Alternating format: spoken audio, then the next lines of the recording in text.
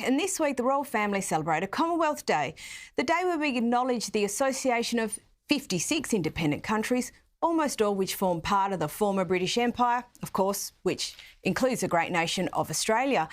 And with so much angst in the world, it's great to have 55 other good friends spanning the globe. Joining me now is Royal Editor for the Daily Mirror, Russell Myers. Russell, the royal family were out in force for Commonwealth Day, and what was the King's message this year? Well, hi there, Caroline. Well, listen, first and foremost, it was great to see the King and the Princess of Wales at this year's Commonwealth Day service, because obviously they had to miss the last one due to being diagnosed individually with cancer just within weeks of each other. So great to see them leading the family out in force.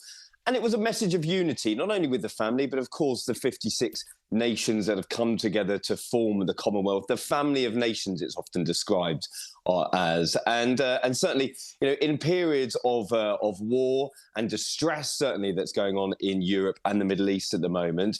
And the King's message was extending beyond the Commonwealth, I think, and trying to get people to listen not only to the people beside them, but of course to their friends and neighbours around the world. And certainly we had the King's message this year was all about unity in troubled times. And when you extend that to the theme of the Commonwealth, which was to allow each individual nation to thrive on its own, I think we had a very rounded message for people coming together this year.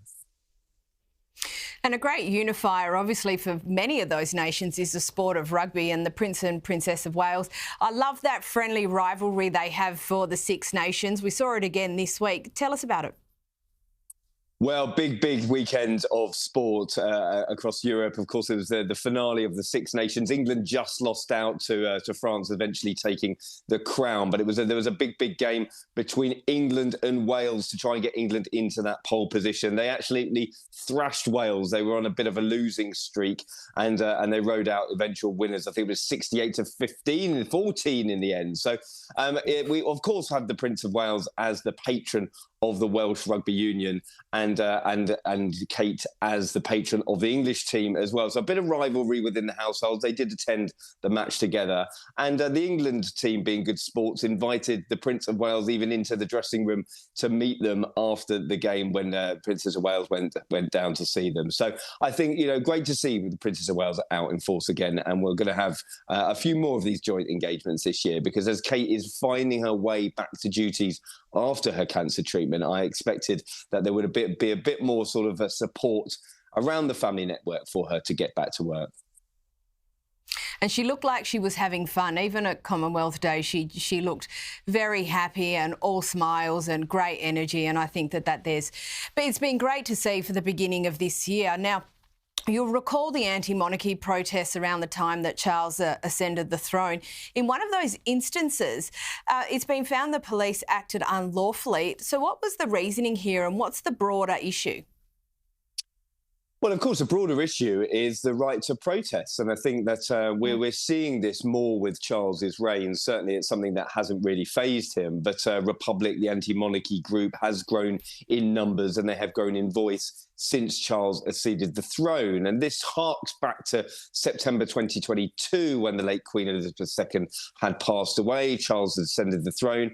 And there was a small protest going outside St James's Palace in London at the time, and a chap called Simon Hill, a trainee Baptist minister at the time, just walked past and said who elected him. And one of the police officers heard it, and he was duly arrested and charged with obscene threatening behaviour, which seems kind of ludicrous. So, you know, when you ever speak to Charles in these moments, whether it's been members of the Commonwealth or people's right to protest, he's always said privately that people should be allowed to express their voice. And I think that there have been several instances in the police's mind where they have been heavy-handed with arresting people. We saw it during the coronation. They didn't want any disturbances, but Simon Hill has been apologised to by the Met Police, and he's received £2,500 compensation. So possibly a lesson for the police to not be so heavy-handed with these protesters who are just expressing their right to protest. Yeah, and look, for the protests that they were, from my recollection, they were not violent or anything of that nature. There may have been others, but I didn't see them. But you know, we do have that sort of liberty. We do have the right to protest. And if it's not violent, I don't see why it should be an issue. Now, still with the King, and look, he has been very skillfully engaged in recent weeks, and we have spoken of this in that soft diplomacy, particularly vis-a-vis Trump. He's come out in defence of the Canadians this week, which is not surprising at all, really. Well, no, of course he is, of course, King of Canada, as he is King of Australia, and he's got vested interests in the relationship between Canada and the US. And what a tinderbox it's been at the moment, with Donald Trump firing off insults left, right and centre to his Canadian neighbours, calling it, you know, the potential 51st state of the United States, talking about the potential annexation of Canada. And this is very, very troubling, not only to Canadians, but also to the King as well. We saw King Charles meet Justin Trudeau, the outgoing Prime Minister of Canada, just a couple of weeks ago at Sandringham. And this week he was presenting a ceremonial sword to Black Rod, which is part of his ceremonial duties as sovereign.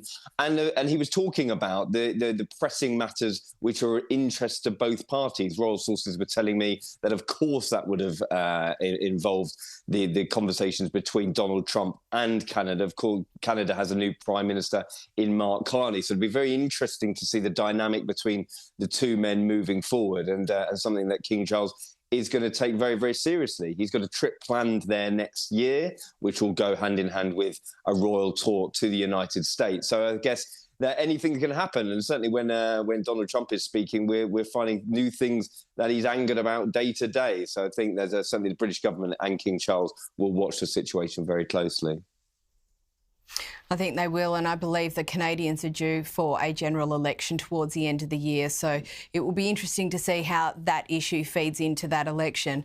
Now, on to the races, and it was like a royal family reunion this week at Cheltenham. What can you tell us? Well, it was. You know, Cheltenham, great, fantastic race meet here in the UK. It brings all the sort of celebrities and people from the sporting world. Fantastic festival of racing to experienced by the Royals as well. We saw the Queen there with some friends, and her ex-husband as well, big horse racing fan, Andrew Parker Bowles. We saw Zara Tindall there, of course. Princess Anne was mixing with some friends and family as well. And it's going to give I enjoy this sort of periods of time because it gives the Royals a chance to sort of relax before the busy spring period. Of course, we've got the King and Queen off to Italy in just a couple of weeks. That tour should be shaping up nicely, apart from, of course, the Pope Francis, his illness, which will possibly mean that the King and Queen do not have an audience with the Pope. So I imagine we'll find some more in the coming days than that. But in terms of Cheltenham, fantastic to see the Royals out, and looking forward to a packed spring schedule here in Europe.